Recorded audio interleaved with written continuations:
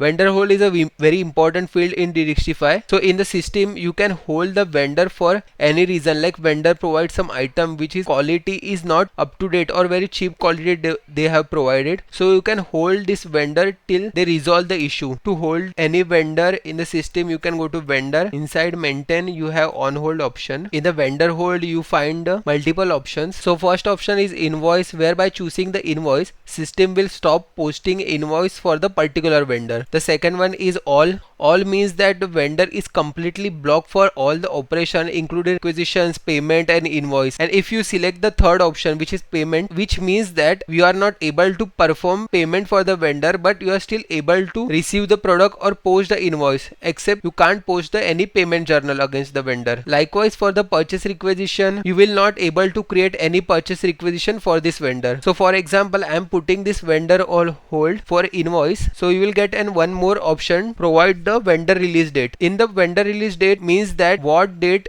I want to keep this vendor on hold. So after this date the system will release the vendor automatically from the hold. So here I set the vendor, and we can also set the reason code here. Reason code is purely for the reporting purpose. So I am selected here quality issue, and here we find one more option, apply hold in all legal entities, which means that can release this vendor for multiple legal entity. And if you want to hold this vendor for the all legal entities, then you can enable this tab. So timing, I am not hold this customer for all legal entities, I am keep this customer on hold for the USMF legal entity. So I'll click on OK. So in vendor hold you can find the invoice, you can also find the reason code to quality, and we find a vendor hold release date here.